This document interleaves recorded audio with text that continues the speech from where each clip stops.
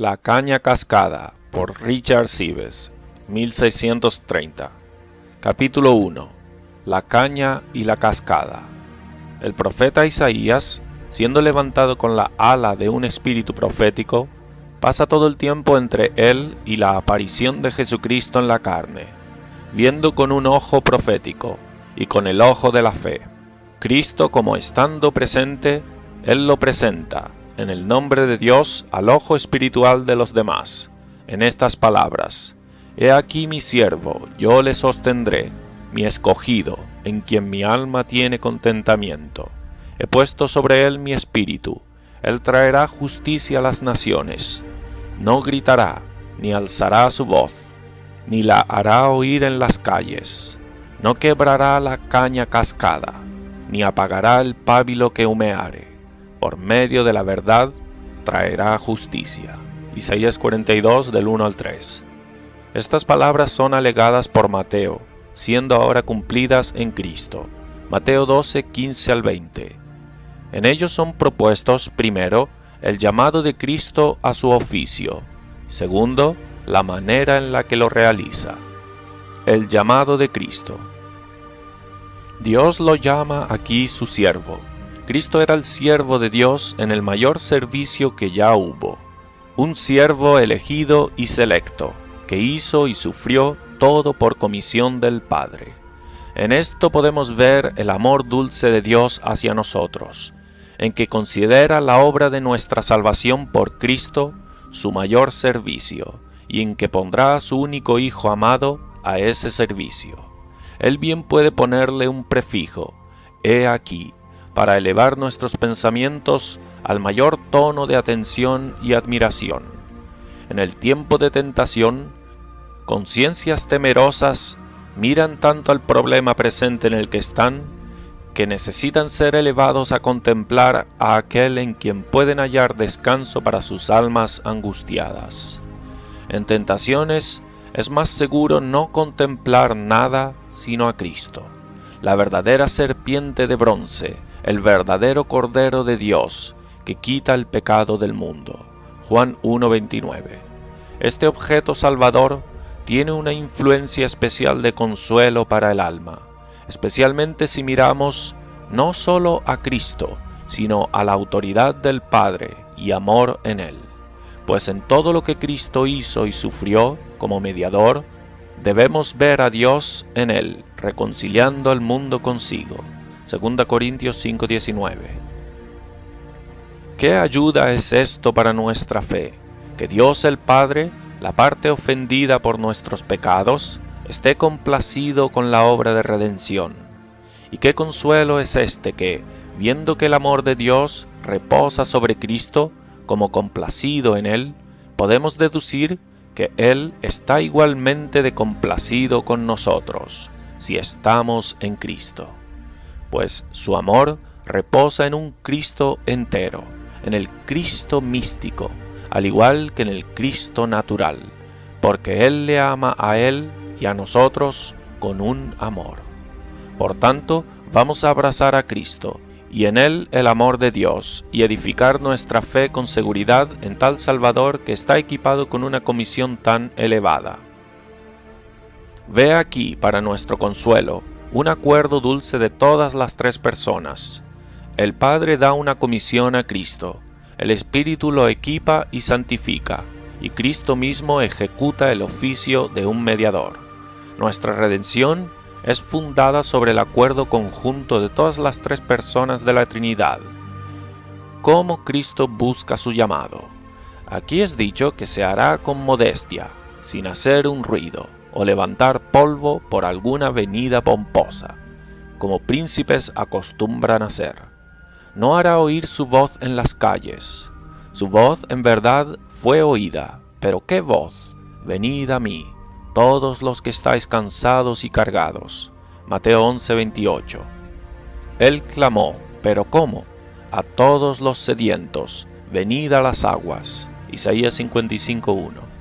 Y como su venida fue modesta, también fue apacible, lo cual es enunciado en estas palabras: no quebrará la caña cascada, ni apagará el pábilo que humeare. Vemos, por tanto, que la condición de aquellos con los que iba a tratar eran cañas cascadas y pábilos, no árboles, sino cañas, y no sanos, sino cañas cascadas. La iglesia es comparada a cosas débiles, a una paloma entre las aves, a una viña entre las plantas, a ovejas entre los animales, a una mujer que es el vaso más débil. Los hijos de Dios son cañas cascadas antes de sus conversiones y muchas veces después. Antes de la conversión, todos, excepto a tales que al ser educados en la iglesia, Dios se ha deleitado en mostrarse gracioso desde sus infancias, son cañas cascadas, aún así en grados diferentes, como Dios ve adecuado. Y como hay diferencias con respecto al temperamento, dones y manera de vida, también hay en la intención de Dios usar hombres en el tiempo venidero, pues generalmente Él los vacía de sí mismos y los hace ser nada, antes de usarlos en algún gran servicio. Lo que debe ser cascado. La caña cascada es un hombre que mayoritariamente está en alguna miseria, como aquellos que vinieron a Cristo por ayuda, y por miseria es llevado a ver el pecado como su causa, pues sean las pretensiones que el pecado haga, llegan a su fin cuando son cascados y quebrados. Es sensible del pecado y miseria, hasta de la cascada, y no viendo ayuda en sí mismo, es llevado con deseo inquieto a tener su provisión de otro, con alguna esperanza, que lo levante un poco de sí a Cristo, aunque no se atreva a alegar algún interés presente de misericordia. Esta chispa de esperanza, siendo opuesto por dudas y temores, surgiendo de la corrupción, lo deja como pábilo, de manera que estos dos juntos, una caña cascada y pábilo, componen el estado de un pobre hombre afligido. Este es tal que nuestro Salvador Cristo denomina pobre en espíritu, Mateo 5:3, que ve sus necesidades y también se ve endeudado con la justicia divina. No tiene medios para proveer de sí mismo o de la criatura, y por eso se lamenta, y por alguna esperanza de misericordia de la promesa y ejemplos de los que han obtenido misericordia, es incitado a tener hambre y sed de ella. Los efectos buenos de la cascada. Esta cascada es requerida antes de la conversión, para que el espíritu pueda abrir camino para sí mismo en el corazón, para allanar todo pensamiento orgulloso altivo, y para que entendamos lo que en verdad somos por naturaleza. Amamos deambular de nosotros mismos y ser extraños en casa, hasta que Dios nos hiere por una u otra frustración, y entonces empezamos a pensar y volvemos en sí, igual al pródigo. Lucas 15:7. Es una cosa muy difícil hacer que un corazón apagado y evasivo clame con sentimiento de misericordia. Nuestros corazones, como criminales, hasta que no sean batidos por todas las evasiones, nunca clamará por la misericordia del juez. De nuevo, esta cascada nos hace poner un alto precio a Cristo.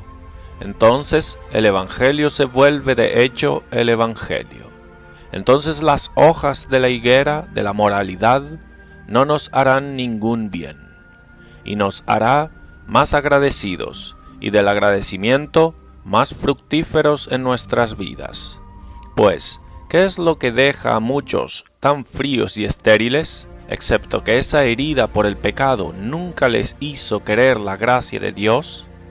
De la misma manera, este trato de Dios nos firma más en sus caminos, habiendo tenido golpes y heridas en nuestros propios caminos.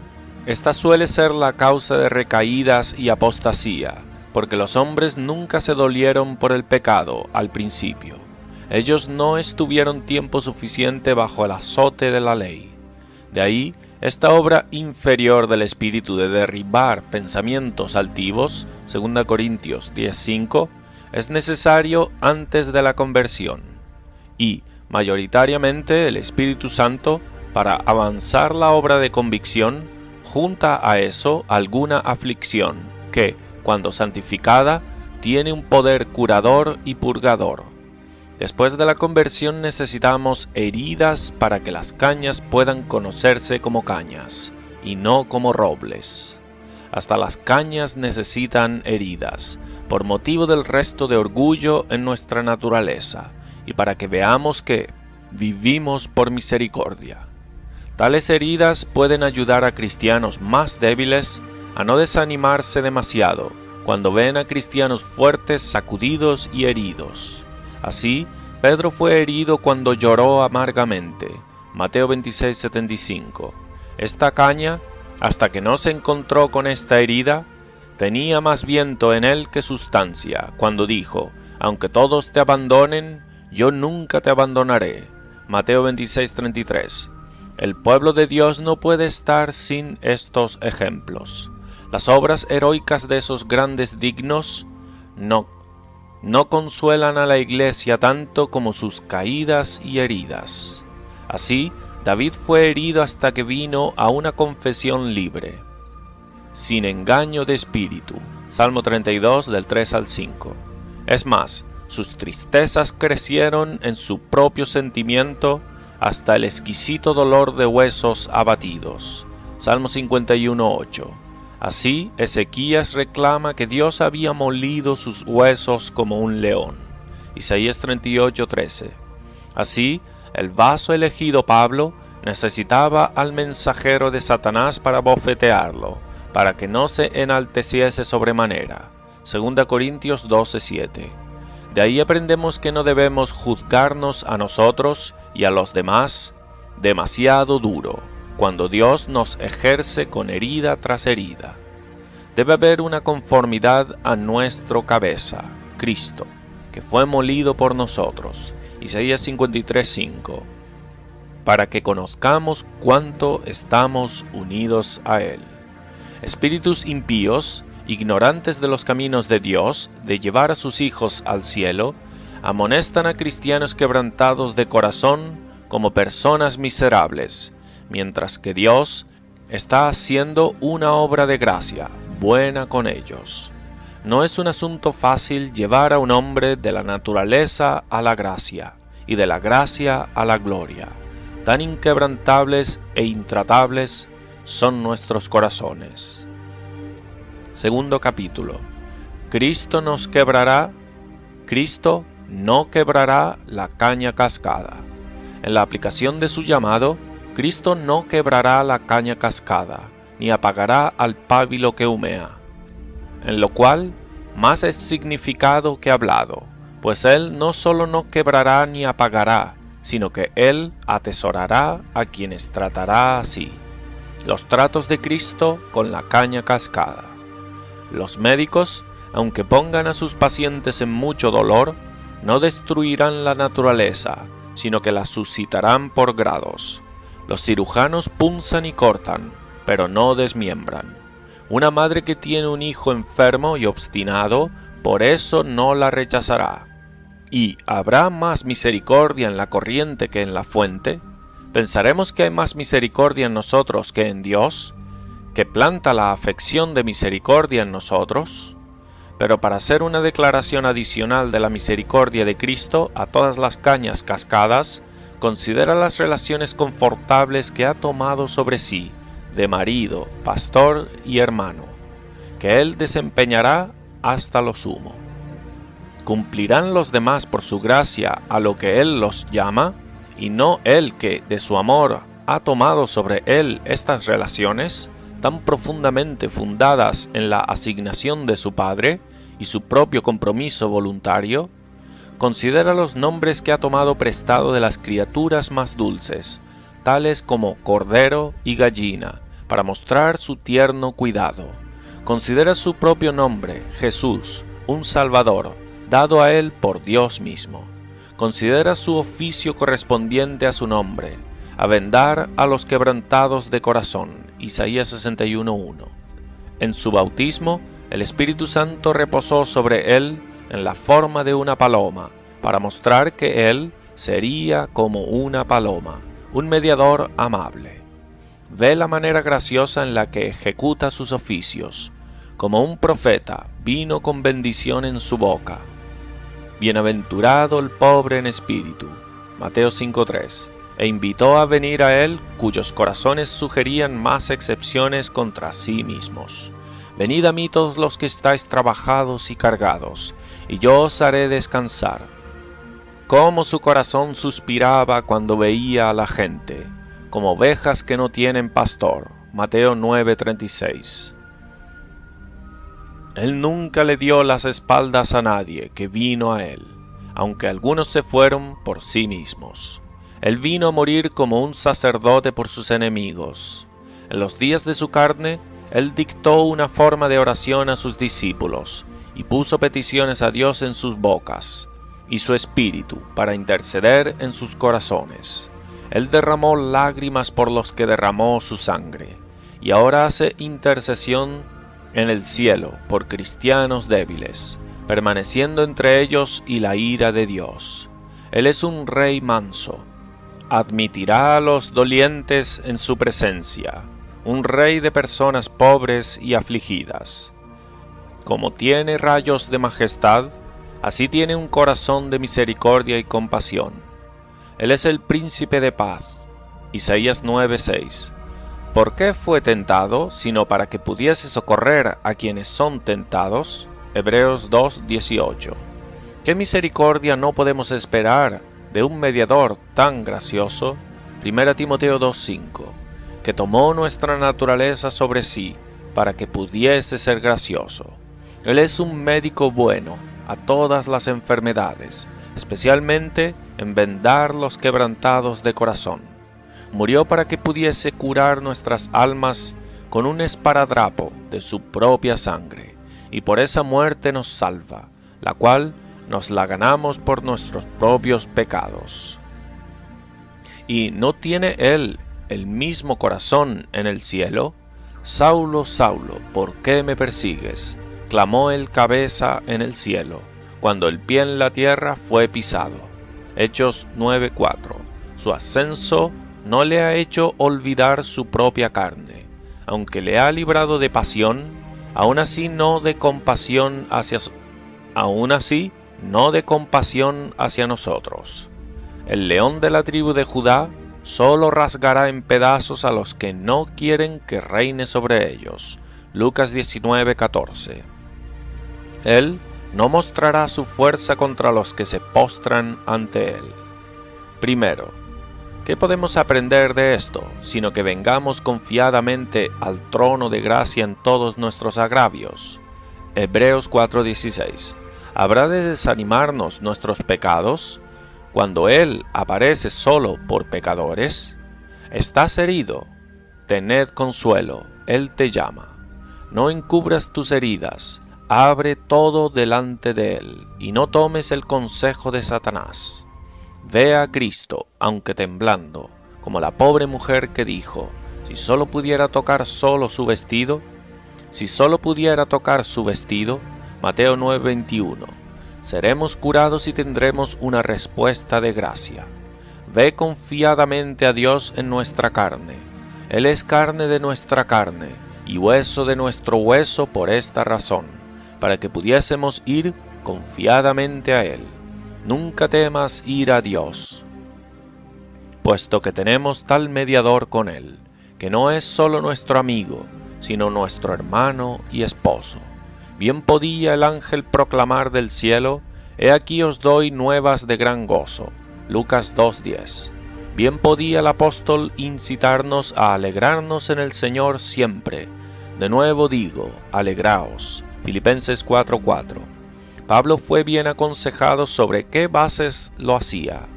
Paz y alegría son dos frutos principales del reino de Cristo. Deja que el mundo esté como quiera. Si no podemos alegrarnos en el mundo, aún podemos regocijarnos en el Señor. Su presencia hace que cualquier condición sea confortable. No temáis, le dice a sus discípulos, cuando temían, como si hubieran visto a un fantasma. Soy yo. Mateo 14, 26 y 27. como si no hubiera motivo de temer donde Él estaba presente. Segundo, que esto nos ayude cuando nos sintamos heridos. El medio de Cristo es primero herir, después curar. Ningún alma saludable, sana, entrará jamás en el cielo. Piensa que cuando en tentación, Cristo fue tentado por mí. Según mis probaciones serán mis gracias y consuelos. Si Cristo es tan misericordioso como para no quebrarme, no me quebraré por el desespero, ni me rendiré al león rugiente, Satanás, para que me despedace. Tercero, ve la disposición contraria de Cristo por un lado y Satanás y sus instrumentos por el otro. Satanás nos ataca cuando estamos más débiles, como Simeón y Leví contra los siquemitas, cuando sentían el mayor dolor. Génesis 34:25. Pero Cristo repondrá todas las brechas que el pecado y Satanás han hecho. Él venda al quebrantado de corazón. Isaías 61:1. Como una madre es más tierna al hijo más enfermo y débil, así Cristo se inclina con más misericordia hacia el más débil. Del mismo modo pone un instinto en las cosas más débiles, para depender de algo más fuerte que sí mismos de ayuda. La vid se queda en el olmo, y las criaturas más débiles suelen tener los mayores abrigos. La conciencia de la debilidad de la Iglesia la hace disponerse a apoyarse en su amado y a esconderse bajo su ala. ¿Quiénes son las cañas cascadas? Pero, ¿cómo sabremos si somos los tales que pueden esperar misericordia? Respuesta: primero, por cascada aquí no significa los que son humillados solo por frustraciones, sino tales que por ellas son llevados a ver sus pecados, lo cual casca o hiere más que todo. Cuando la conciencia está bajo la culpa del pecado, entonces cada juicio lleva un informe de la ira de Dios al alma, y todo lo menor se topa con este gran problema de conciencia por el pecado. Todos los humores corruptos corren a la parte enferma y herida del cuerpo, y como todo acreedor cae encima del deudor cuando es luego arrestado, así cuando la conciencia es luego despertada, todos los pecados anteriores y frustraciones presentes se unen para hacer la herida más dolorosa. Ahora, quien es así de herido no se contentará con nada, sino con misericordia de quien lo ha herido. Él ha herido, y Él ha de curar. Oseas 6:1. El Señor que me ha herido merecidamente por mis pecados, ha de vendar mi corazón de nuevo. De nuevo, un hombre verdaderamente herido juzga el pecado como el mayor mal, y el favor de Dios como el mayor bien. Tercero, preferiría oír de misericordia que de un reino. Cuarto, tiene opiniones pobres de sí mismo, y piensa que no es digno de la tierra que pisa. Quinto, hacia los demás no es criticador al haber caído en sí, sino que es lleno de simpatía y compasión a los demás que están bajo la mano de Dios. Sexto, piensa que los que andan en los consuelos del Espíritu de Dios son los hombres más felices en el mundo. Séptimo, tiembla a la palabra de Dios, Isaías 66:2, y honra los mismos pies de esos instrumentos bendecidos que le traen paz. Romanos 10:15. Octavo, se ocupa más con los ejercicios internos de un corazón quebrantado que con formalidad, y es aún cuidadoso de usar todos los medios santificados para transmitir conforto. Pero, ¿cómo llegaremos a este estado mental? Respuesta: primero, debemos concebir la herida o como un estado en el cual Dios nos mete, o como un deber que debe ser realizado por nosotros. Ambos son referidos aquí. Debemos unirnos con Dios al herirnos.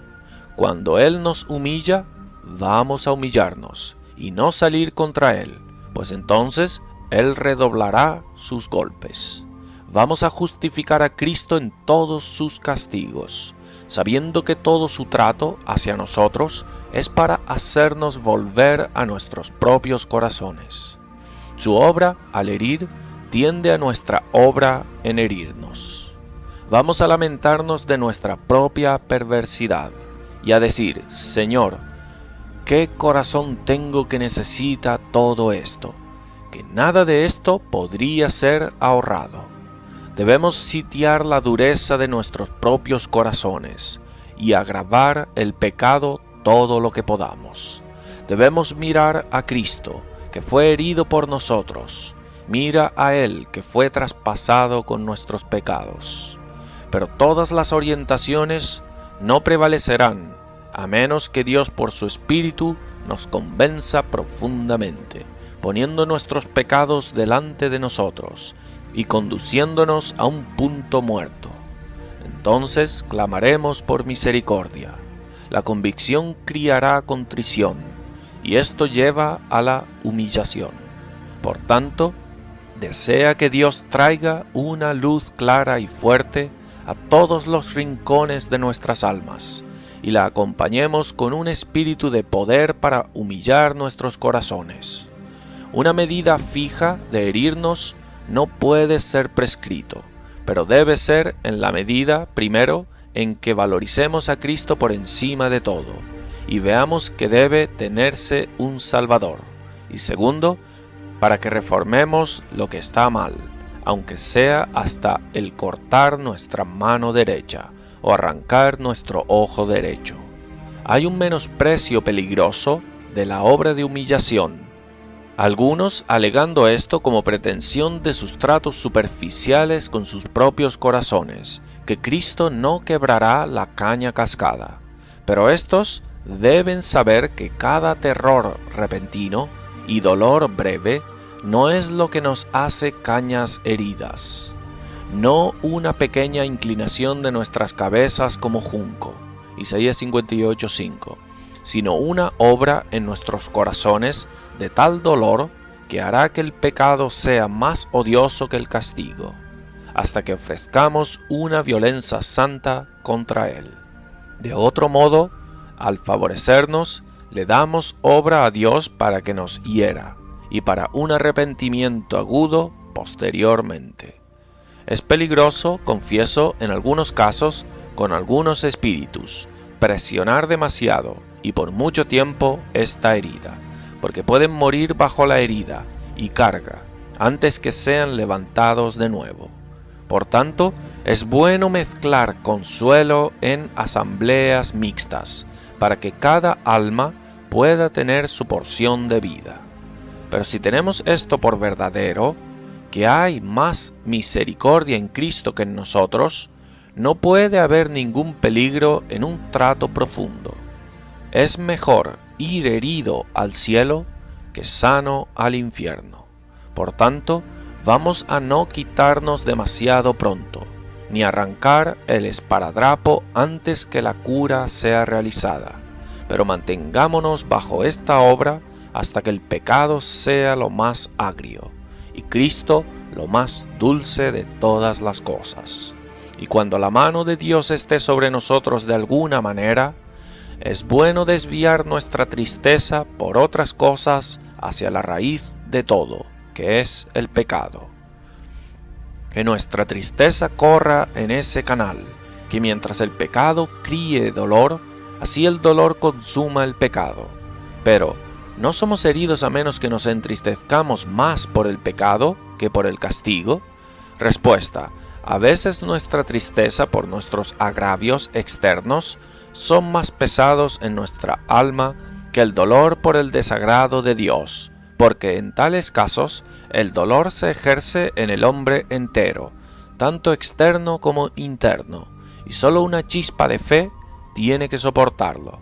Esta fe, por motivo de la impresión violenta del agravio, es suspendida en su ejercicio. Esto se siente más en angustias repentinas que le sobrevienen al alma como un torrente, y especialmente en enfermedad física que, por motivo de la simpatía entre el alma y el cuerpo, ejerce al alma hasta impedir no solo los actos espirituales, sino a menudo los actos naturales. Por tanto, Santiago desea que en aflicción oremos, pero en caso de enfermedad, que llamemos a los ancianos. Santiago 5:14. Estos pueden, como aquellos en los evangelios, ofrecerse a Dios en sus oraciones a la persona enferma que es incapacitado de presentar su propio caso. A continuación, Dios admite tal súplica por la agudeza y amargura del agravio, como en David, Salmo 6. El Señor conoce nuestra estructura. Él se acuerda de que no somos sino polvo, Salmo 103:14, que nuestra fuerza no es la fuerza del acero. Esta es una rama de su fidelidad hacia nosotros como sus criaturas. De ahí es llamado fiel Creador, 1 Pedro 4:19. Fiel es Dios, que no os dejará ser tentados más de lo que podéis resistir. 1 Corintios 10:13. Había ciertos mandamientos que los judíos llamaban las cercas de la ley. A fin de vallar a los hombres de la crueldad, Dios mandó que no deberían tomar a la madre con los pollos, ni el cabrito en la leche de su madre. Éxodo 23:19. Ni pondrás bozal al buey. 1 Corintios 9:9. ¿Cuida Dios de los animales y no de sus criaturas más nobles? Y por eso debemos juzgar con caridad de las quejas del pueblo de Dios, que son sacadas de ellos en tales casos. Dios estimaba a Job como un hombre paciente, a pesar de esas quejas apasionadas.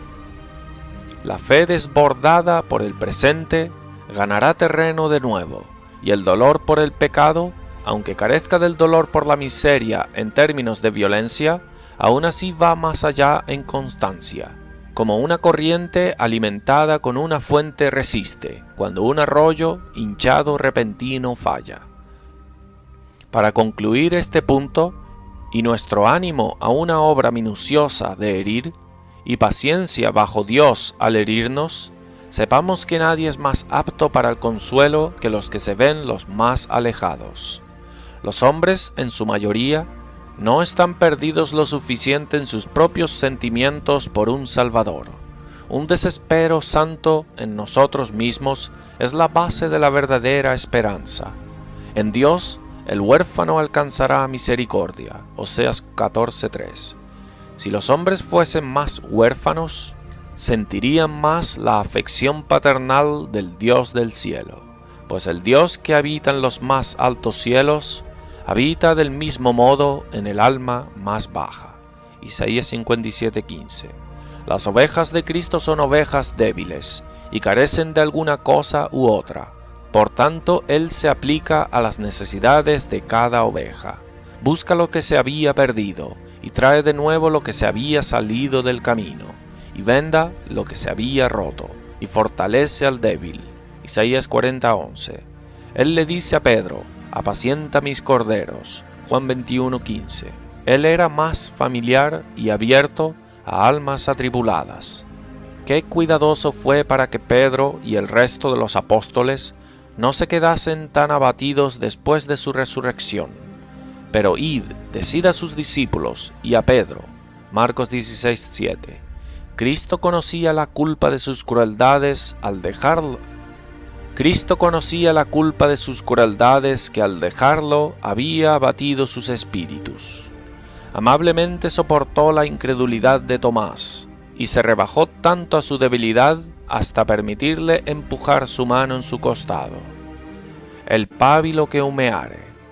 Al seguir su llamado, Cristo no apagará el pábilo que humeare, o la mecha, sino que la soplará hasta que llamee. En el pábilo que humea, no hay sino un poco de luz, y débil, incapaz de llamear, y eso mezclado un poco con humo. Las observancias de esto son que en los hijos de Dios, especialmente en sus conversiones, no hay sino una pequeña medida de gracia, y ese poco mezclado con mucha corrupción, que, como el humo, es ofensivo, pero que Cristo no apagará este pábilo que humea.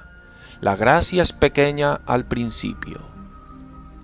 Hay varias edades en los cristianos, algunos son bebés, algunos otros jóvenes. La fe puede ser como un grano de mostaza, Mateo 17:20. Nada tan pequeño como la gracia al principio y nada más glorioso después. Las cosas de mayor perfección duran más en llegar a su crecimiento. El hombre, la criatura más perfecta, llega a la perfección poco a poco. Cosas sin valor, como setas, y cosas semejantes, como la calabacera de Jonás, crece pronto, y pronto desvanece. Una criatura nueva es la criatura más excelente en todo el mundo. Por eso crece por grados. Vemos en la naturaleza un roble fuerte surgiendo de una bellota. Es como con Cristo, que brotó como un retoño del tronco de Isaí, de la familia de David. Isaías 53:2 y 11:1. Sucedió desde lo más bajo, pero creció más alto que los cielos. Con los árboles de justicia no es como con los árboles del paraíso, que fueron creados todos perfectos al principio. Las semillas de todas las criaturas, en el buen estado presente del mundo, fueron escondidas en el caos, y eso confundió la masa al principio, de la cual Dios mandó a todas las criaturas surgir. En las pequeñas semillas de plantas están escondidas tanto el tronco como las ramas, capullos y fruto. En unos pocos principios yacen escondidas todas las conclusiones consoladoras de la verdad santa. Todos estos fuegos gloriosos de celo y santidad en los santos tuvieron su inicio por unas pocas chispas. Por tanto, no nos desanimemos por los pequeños comienzos de gracia, sino que miremos como elegidos para ser santos y sin culpa. Efesios 1:4. Veamos nuestro comienzo imperfecto solo para imponer más esfuerzo hacia la perfección y para mantenernos en una opinión humilde de nosotros. Por otra parte, en caso de desánimo, debemos considerarnos como Cristo, que nos ve como a los que tiene la intención de adecuar para sí mismo. Cristo nos valoriza por lo que seremos y para lo que fuimos elegidos. Llamamos a una planta pequeña un árbol, porque está creciendo para serlo. Pues ¿quién ha menospreciado el día de las pequeñeces? Zacarías 4:10. Cristo no quiere que despreciemos las cosas pequeñas. Los ángeles gloriosos no desdeñan la atención a los pequeños, pequeños a sus propios ojos y pequeños a los ojos del mundo. La gracia, aunque pequeña en cantidad, aún así es mucha en vigor y valor. Es Cristo que aumenta el valor de lugares y personas pequeños y humildes. Belén era la menor, Miqueas 5:2, Mateo 2:6, y aún así no la menor en sí, no la menor con relación a que Cristo nació allí. El segundo templo, Ageo 2:9, carecía de la magnificencia externa del anterior. Aún así, era más glorioso que el primero, porque Cristo entró en él. El Señor del templo entró en su propio templo. La pupila del ojo es muy pequeña, sin embargo, ve una gran parte del cielo de una vez. Una perla, aunque pequeña, aún así es de mucha estima. Nada en el mundo es de tan buena utilidad como el menor grano de gracia. La gracia está mezclada con corrupción. Pero la gracia no es solo pequeña, sino mezclada con corrupción. Por eso se dice que un cristiano es un pábilo que humea. Así vemos que la gracia no elimina toda la corrupción de una vez, sino que algo es dejado con lo que los creyentes tienen que luchar. Las acciones más puras de los hombres, más puros, necesitan a Cristo para perfumarlas. Y este es su oficio. Cuando oramos, necesitamos orar de nuevo para que Cristo perdone los defectos de nuestras oraciones. Considera algunas instancias de este pábilo que humea. Moisés en el Mar Rojo, estando muy perplejo y sin saber qué decir o qué camino tomar, gimió a Dios. No cabe duda que esto le fue un gran conflicto. En grandes angustias no sabemos qué orar, pero el Espíritu hace peticiones con gemidos indecibles. Romanos 8:26. Corazones quebrantados no pueden rendir sino oraciones quebradas. Cuando David estaba ante el rey de Gat, 1 Samuel 21:13, y cambió su manera de comportarse y se fingió loco, en ese humo había algo de fuego también. Puedes ver el excelente salmo que hace por esa ocasión, Salmo 34, en la cual, con base en esa experiencia, dice: cercano está Jehová a los quebrantados de corazón. Salmo 34, 18. Decía yo en mi premura: cortado soy de delante de tus ojos. Hay humo. Pero tú oíste la voz de mis ruegos cuando a ti clamaba. Salmo 31, 22. Hay fuego. Señor, sálvanos, que pereceremos. Mateo 8, 25. Clamaron los discípulos. Aquí hay humo de infidelidad. Con todo, tanta luz de fe que los incitó a orar a Cristo: Señor, yo creo. Hay luz. Ayuda mi incredulidad. Hay humo. Marcos 9:24. Jonás clama: desechado soy de delante de tus ojos. Hay humo. Mas aún veré tu santo templo. Hay luz. Jonás 2:4. Miserable de mí, dice Pablo, con un sentido de su corrupción. Sin embargo, prorrumpe en gracias a Dios por medio de Jesucristo nuestro Señor. Romanos 7:24 y 8:1. Yo dormía, dice la iglesia en Cantares de Salomón, pero mi corazón velaba. Cantares 5:2. En las 7 iglesias, que por sus luces son llamadas 7 candelabros de oro, Apocalipsis 2 y 3, la mayoría de ellas tenían mucho humo con sus luces. El motivo de esta mezcla es que llevamos con nosotros un principio doble: gracia y naturaleza.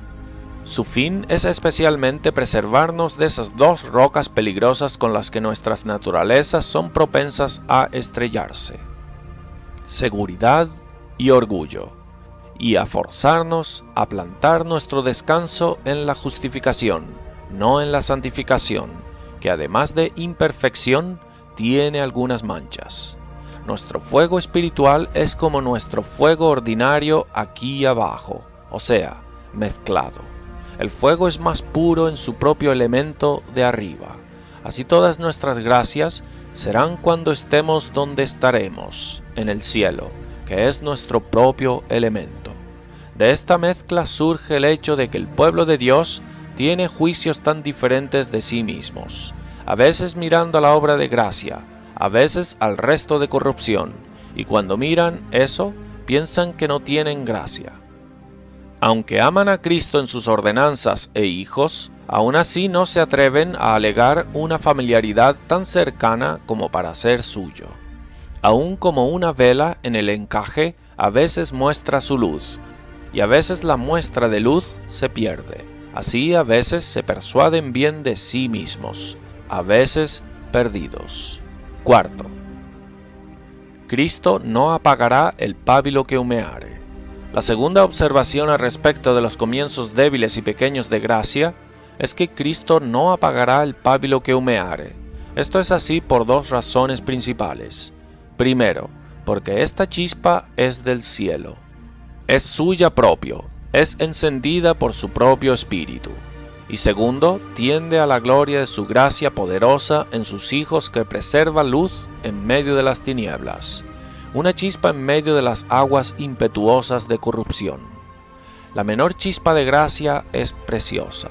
Hay una bendición especial en esa chispa pequeña, como si alguno hallase mosto en un racimo y dijese: no lo desperdicies, porque bendición hay en él.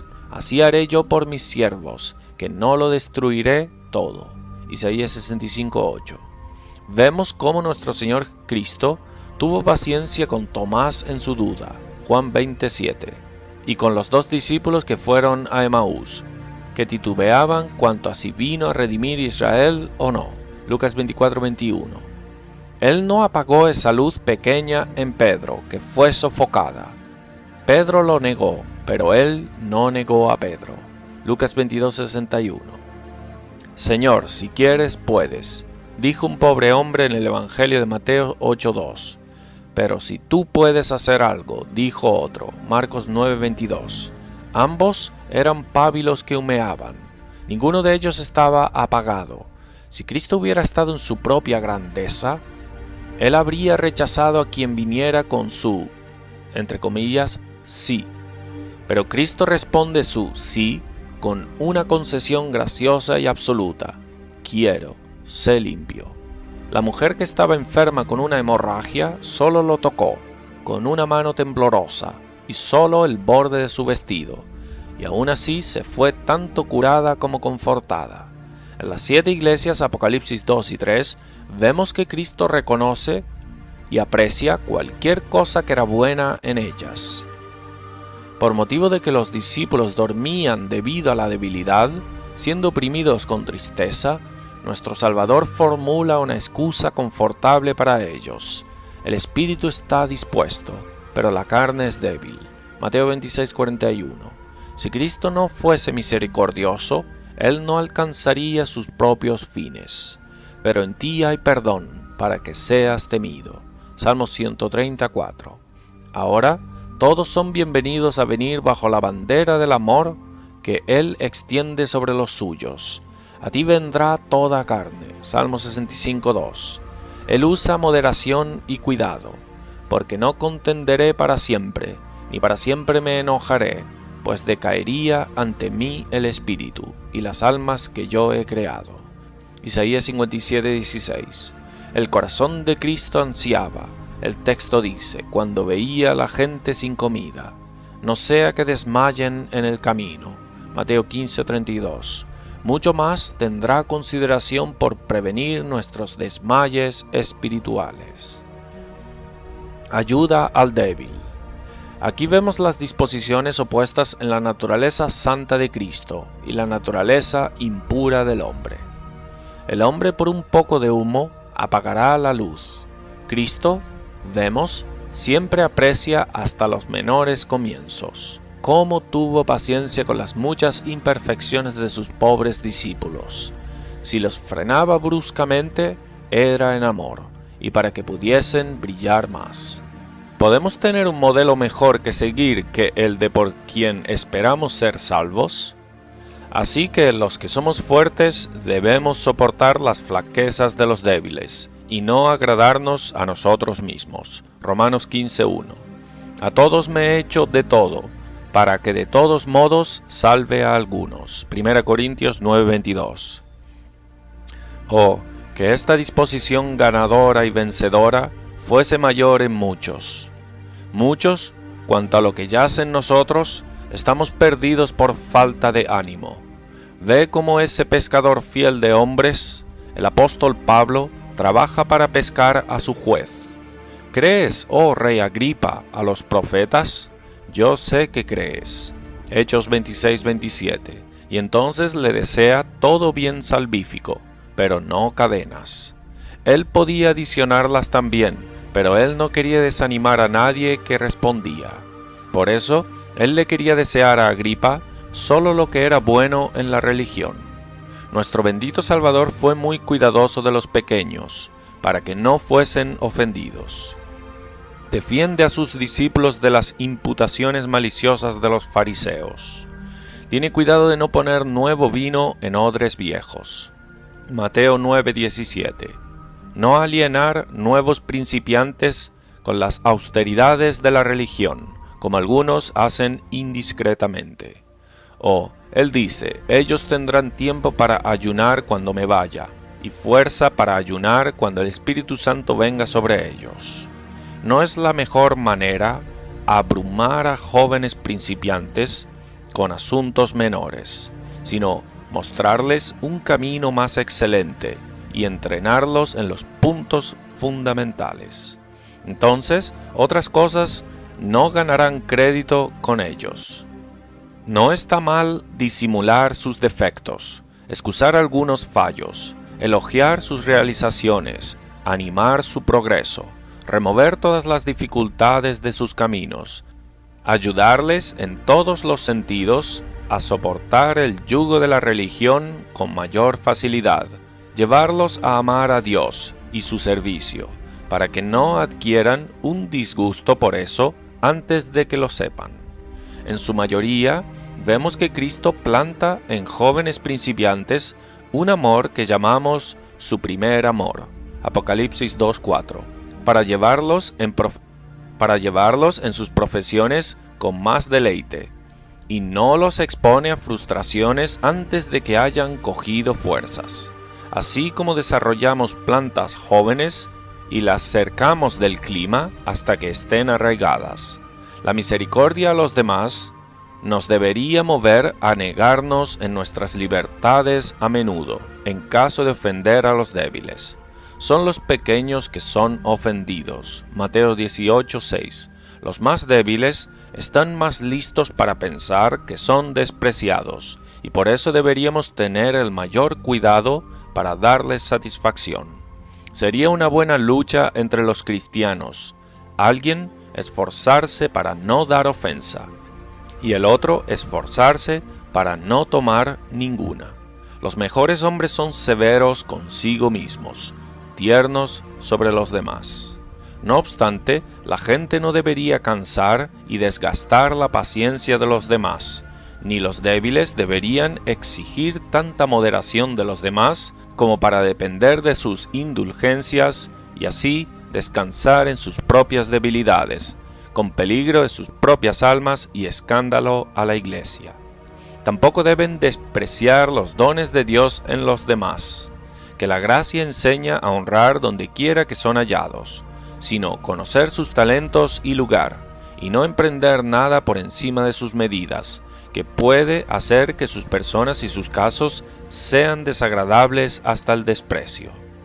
Cuando ceguera y atrevimiento, ignorancia y arrogancia, debilidad y testarudez se juntan en los hombres, los hace odiosos a Dios, agobiantes en sociedad, peligrosos en sus consejos, molestadores de propósitos mejores, intratables e incapaces de mejor orientación, miserables en el problema.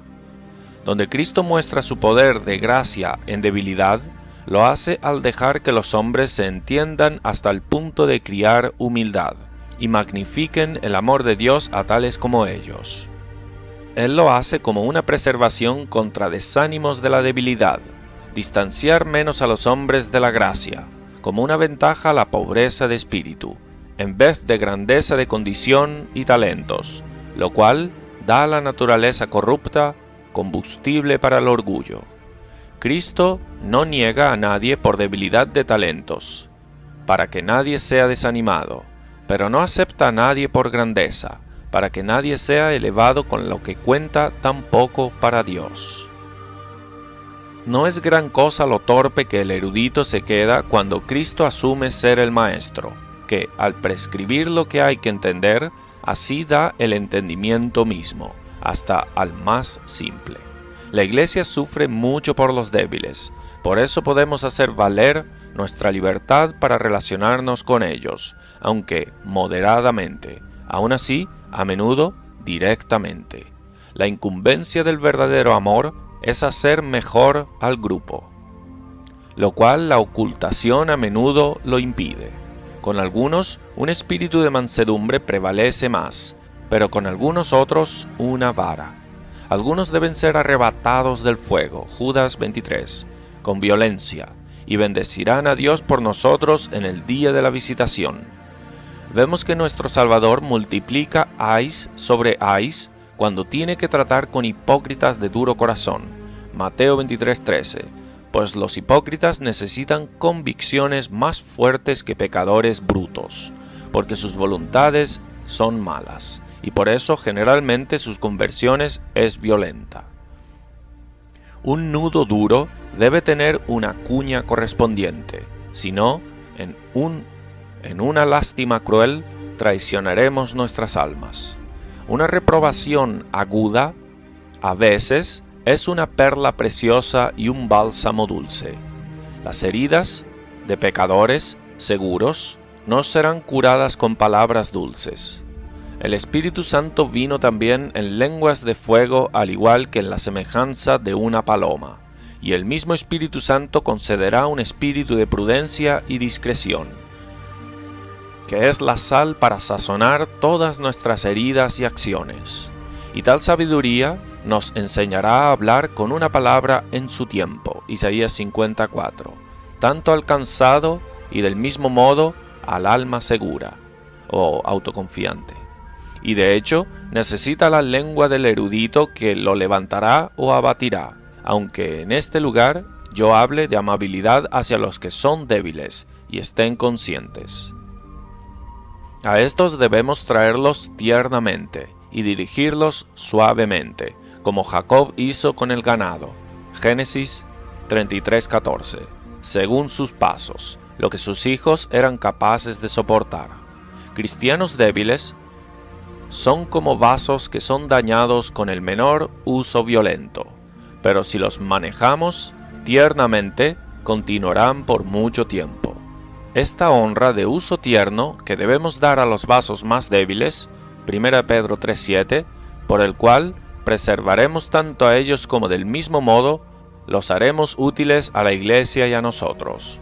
En cuerpos enfermos, si todos los humores malos son purgados, purgarás la vida y todo.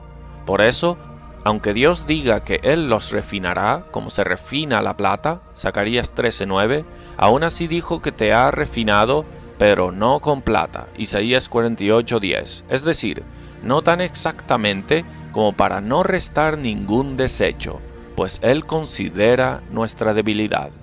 El perfecto refinamiento es para el otro mundo, para el mundo de las almas de hombres perfectos. Quinto, el espíritu de misericordia debería movernos. Por eso los predicadores necesitan tener cuidado de cómo se relacionan con jóvenes creyentes.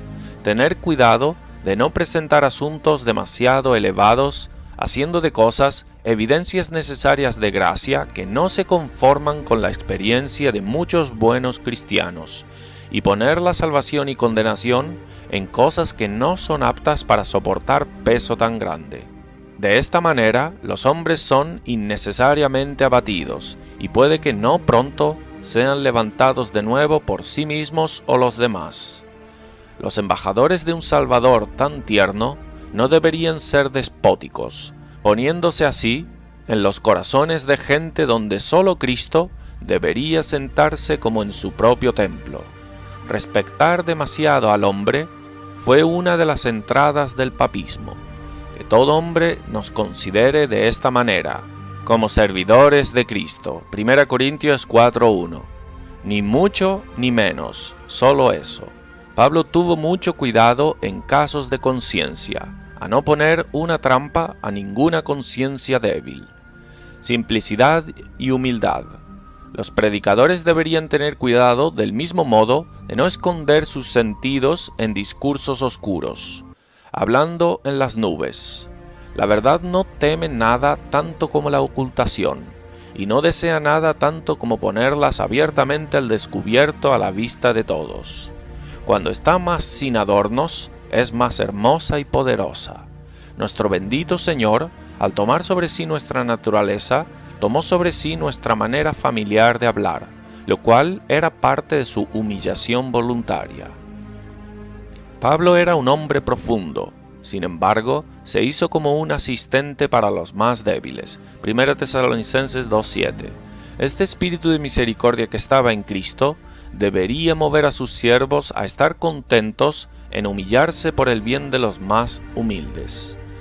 ¿Qué hizo que el reino del cielo sufriese violencia? Mateo 11:12. Después del tiempo de Juan el Bautista, sino que esas verdades consoladoras fueron abiertas con tal claridad y evidencia que la gente era tan afectada con ellas al punto de ofrecer una violencia santa para obtenerlas. Cristo eligió a quienes habían sentido más misericordia para predicar misericordia, como Pedro y Pablo, para que pudiesen ser ejemplos de lo que enseñaban. Pablo se hizo todas las cosas a todos los hombres, 1 Corintios 9:22, rebajándose a ellos por el bien de ellos. Cristo descendió del cielo y se vació de majestad en amor tierno a almas. ¿No descenderemos nosotros de nuestras altas presunciones para hacer bien a alguna pobre alma? ¿Será el hombre orgulloso después que Dios ha sido humilde? Vemos los ministros de Satanás convirtiéndose en todas las formas para hacer un prosélito. Mateo 23:15. Vemos hombres ambiciosos estudiar convenirse a los humores de aquellos por quienes esperan ser levantados. Y no estudiaremos el dedicarnos a Cristo por quien esperamos ser promovidos, o mejor, por quienes están sentados ya con Él en los lugares celestiales. Después que somos ganados a Cristo, deberíamos esforzarnos para ganar a otros a Cristo. La ambición y codicia santa nos moverá a ponernos la disposición de Cristo. Pero debemos quitarnos primero. De nuevo, no deberíamos estrujar sus ingenios con contenciones curiosas o dudosas. Romanos 14:1. Pues así los distraeremos y cansaremos, y les daremos motivo para desechar el cuidado de todo. La edad de la Iglesia, que era más fértil en cuestiones sutiles, era más estéril en la religión, pues hace a la gente pensar que la religión es solo un asunto de astucia, en atar y desatar nudos, o una cuestión intelectual. Los cerebros de los hombres que se inclinan en esa dirección son más calientes generalmente que sus corazones. No obstante, cuando somos lanzados en momentos y lugares donde dudas son levantadas sobre puntos principales, aquí la gente debe esforzarse para afirmarse. Dios permite a menudo que surjan cuestiones para probar nuestro amor y ejercicio de nuestras habilidades. Nada es tan cierto como lo que es cierto después de dudas. Sacudiendo sedimentos y raíces. En una época contenciosa es sabio ser un cristiano y saber lo que plantar en nuestras almas. Es un oficio de amor aquí quitar las piedras y allanar el camino al cielo. Por tanto, debemos tener cuidado de que, bajo pretensión de evitar contiendas, no permitamos que una parte adversa le dé la vuelta a la verdad, pues así podemos fácilmente traicionar tanto la verdad de Dios como las almas de los hombres. Y del mismo modo, los que están fallando, que por demasiada austeridad retroceden a las almas atribuladas de tener conforto por ellas, pues como resultado de esto muchos sofocan sus tentaciones y queman internamente, porque no tienen a nadie en cuyo seno pueden desahogar sus tristezas y aliviar sus almas. No debemos amarrar donde Dios suelta, ni soltar donde Dios amarra, tampoco abrir donde Dios cierra, ni cerrar donde Dios abre. El uso correcto de las llaves siempre prospera. En aplicación personal debemos tener mucho cuidado, pues un hombre puede ser un falso profeta y aún hablar la verdad.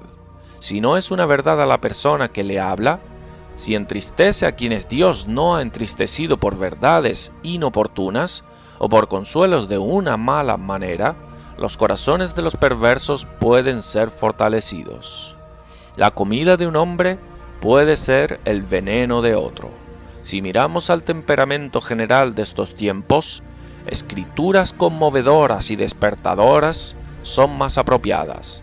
Sin embargo, hay muchos espíritus quebrantados que necesitan palabras suaves y consoladoras. Hasta en el peor momento, los profetas mezclaron consuelo por el remanente escogido del pueblo fiel. Hasta en el peor momento, los profetas mezclaron consuelo por el remanente escondido del pueblo fiel. Dios tiene consuelo.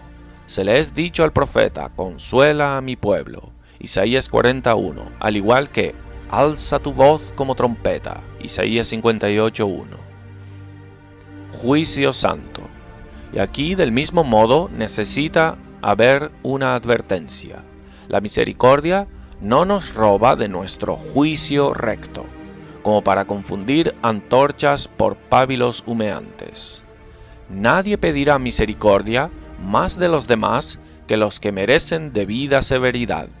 Este ejemplo no contempla la tibieza, ni tampoco mucha indulgencia a los que necesitan ser avivados.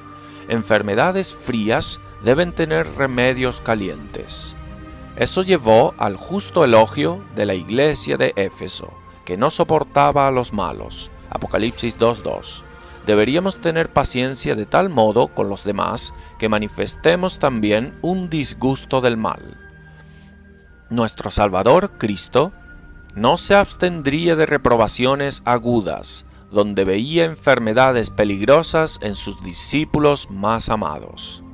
Hacer la obra del Señor con engaño pone a uno bajo maldición. Jeremías 48:10. Hasta donde hay una obra de justa severidad, como cuando la espada es envainada en las entrañas del enemigo. Y aquellos que permitimos ser traicionados por sus peores enemigos, sus pecados, tendrán una justa causa para maldecirnos un día. Es difícil preservar cadenas justas de misericordia y severidad, sin un espíritu por encima del nuestro, por el cual debemos desear ser guiados en todas las cosas. Esa sabiduría que habita con la prudencia, Proverbios 8:12, nos guiará en estos detalles, sin la cual la virtud no es virtud, la verdad no es verdad. La regla y el caso deben estar unidos, pues si no hay una visión penetrante, semejanzas aparentes en condiciones darán cabida a errores en nuestras opiniones de ellas. Esos espíritus feroces, tempestuosos y destructivos en el papado, que buscan promover su religión por la crueldad, muestran que ellos son extraños de esa sabiduría que es de lo alto, que hace a los hombres amables, apacibles y listos para mostrar esa misericordia que ellos mismos han sentido. Es una manera conforme tanto a Cristo y a la naturaleza de los hombres prevalecer por algo de tolerancia y moderación. Y sin embargo, a menudo vemos un espíritu falso en los que exigen moderación. El hacer así no es sino para llevar sus propios planes con la mayor fuerza. Y si prevalecen, difícilmente mostrarán esa moderación a los demás que ahora exigen de los demás. Y hay un tipo de moderación orgullosa también, cuando los hombres optarán por censurar a ambos partidos, como si fuesen más sabios que ambos, aunque, si el espíritu fuera recto, un espectador puede ver más que los que están en conflicto. ¿Cómo los que están en autoridad deberían actuar? En las censuras de la Iglesia, es más adecuado al Espíritu de Cristo inclinarse por la parte más moderada, y no matar una mosca en la frente con un mazo, ni dejar fuera del cielo a los hombres por una insignificancia. Los mismos matacandelas del tabernáculo eran hechos de oro puro, para mostrar la pureza de esas censuras por las que la luz de la Iglesia es mantenida brillante. El poder que es dado a la Iglesia es para la edificación, no para la destrucción. Qué cuidadoso fue Pablo que el incestuoso de Corinto, 2 Corintios 2:7, si se arrepintió, no debería ser abrumado con tanta tristeza. Magistrados civiles, por exigencias civiles y razones del Estado, deben dejar que la ley tenga su curso. Hasta aquí deberían imitar este rey moderado, con el fin de no mezclar amargura y pasión con autoridad derivada de Dios. La autoridad es un rayo de la majestad de Dios, y prevalece más donde hay menos mezcla de lo que es del hombre. Se requiere más que sabiduría ordinaria para administrarlo rectamente. Esta cuerda no debe estar muy apretada, ni muy aflojada. La justicia es una cosa armoniosa. Hierbas calientes o frías, más allá de un determinado grado, matan. Vemos hasta elementos contrarios preservados en un cuerpo al temperarlos sabiamente juntos. La justicia en rigor es a menudo injusticia extrema, donde algunas circunstancias considerables deberían inclinarse a la moderación. Y el ajuste de cuentas sería más fácil inclinarse más bien a la moderación que al rigor. Comportamiento insolente hacia personas miserables, si humillados, es indecoroso en cualquiera que buscase misericordiosa. En cualquiera que buscase misericordia. La miseria debería ser un imán de la misericordia, no un estrado para que el orgullo pise.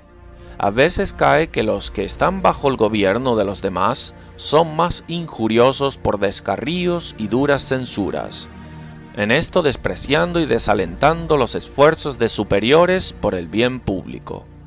En una debilidad tan grande de la naturaleza humana, y especialmente en esta época loca del mundo, debemos tomar en buena gana cualquier felicidad moderada que disfrutemos por el gobierno, y no es completamente como un clavo en la herida, exasperando cosas por tergiversación. Aquí el amor debería tener un manto para poner sobre errores menores de los que están por encima de nosotros. A menudo, el hombre pobre es el opresor por clamores injustos.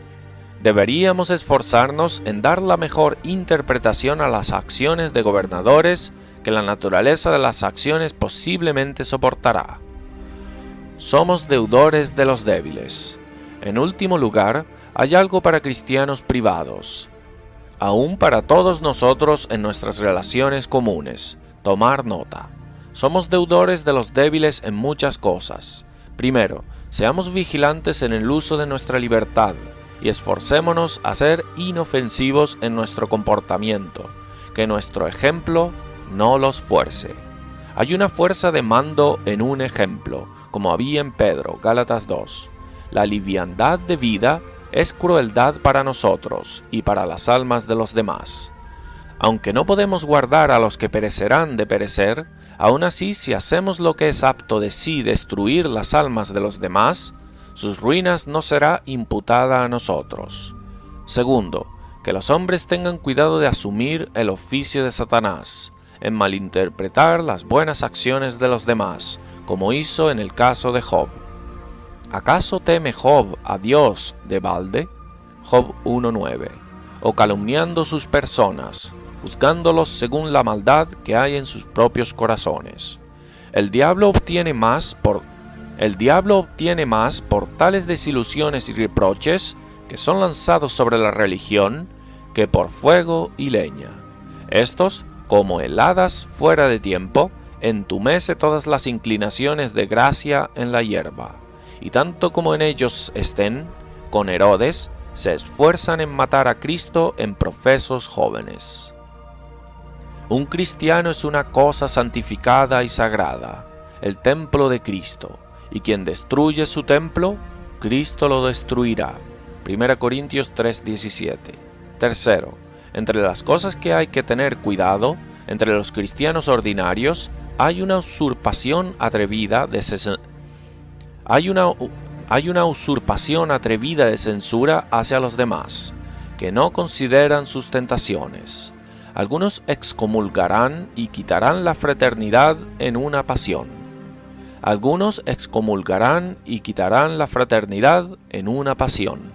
Pero humores malos no alteran relaciones verdaderas. Aunque el hijo, en un ataque, niegue a su madre, aún así la madre no negará al hijo. Por tanto, en estos tiempos de juicio hay buena base para la advertencia de Santiago, de que no debería haber muchos maestros. Santiago 3:1. Que no deberíamos herirnos los unos a los otros por censuras apresuradas, especialmente en cosas de una naturaleza indiferente.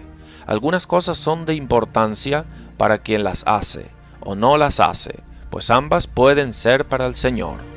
Un objetivo santo en cosas, ni claramente correcto o equivocado, hace que los juicios de los hombres, aunque aparentemente contrarios, aún así no sean tan censurables.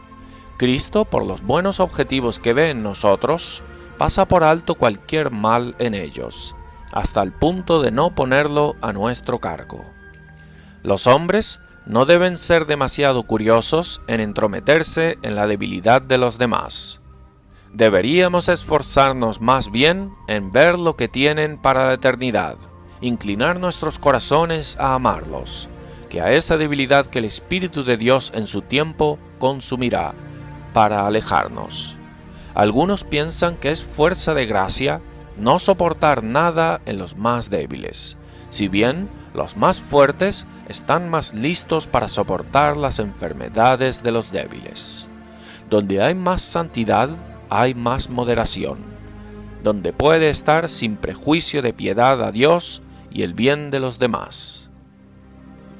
En Cristo vemos un temperamento maravilloso de santidad absoluta, con gran moderación.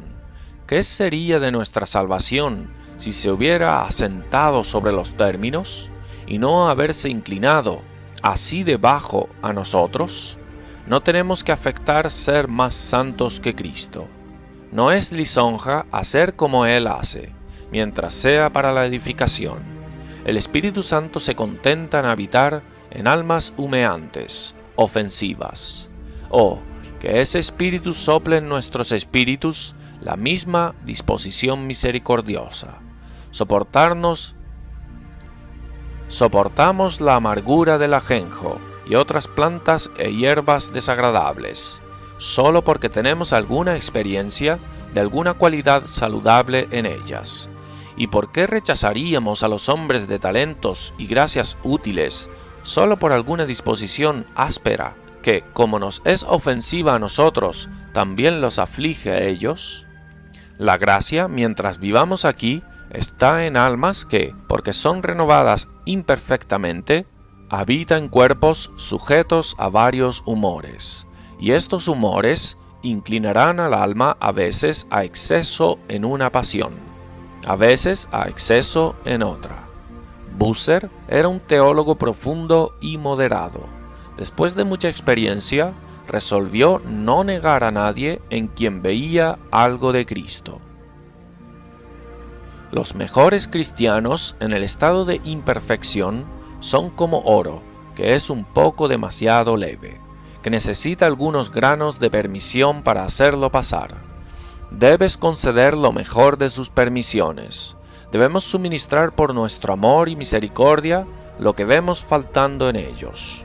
La Iglesia de Cristo es un hospital común, en donde todos están en alguna medida enfermos de alguna enfermedad espiritual u otra. Así que todos tienen motivo para ejercer el espíritu de sabiduría y mansedumbre. Para que podamos hacer esto de la mejor manera, pongámonos el espíritu de Cristo. Hay una majestad en el espíritu de Dios. La corrupción difícilmente se rendirá a la corrupción en otro. El orgullo es intolerable al orgullo. Las armas de esta guerra no deben ser carnales. 2 Corintios 10:4. Los grandes apóstoles no se pusieron a la obra del ministerio hasta que fueron investidos con poder de lo alto. Lucas 24:49. El Espíritu solo obrará con sus propias herramientas, y deberían pensar qué afección Cristo llevaría al grupo en este caso. Ese gran médico, así como tenía un ojo atento y una lengua sanadora, así tenía una mano amable y un corazón tierno. Y, además, vamos a asumir la condición de aquel con quien nos relacionamos. Estamos o hemos estado o podemos estar en esa condición nosotros mismos. Vamos a hacer nuestro el caso y también considerar en qué relación cercana está un cristiano de nosotros, aún como un hermano, un miembro compañero, heredero de la misma salvación, y por eso vamos a tomar sobre nosotros un cuidado tierno de ellos en todos los sentidos, y especialmente apreciar la paz de sus conciencias. La conciencia es una cosa tierna y delicada, y debe ser tratada así. Es como una cerradura. Si su mecanismo está averiado, será difícil abrirla.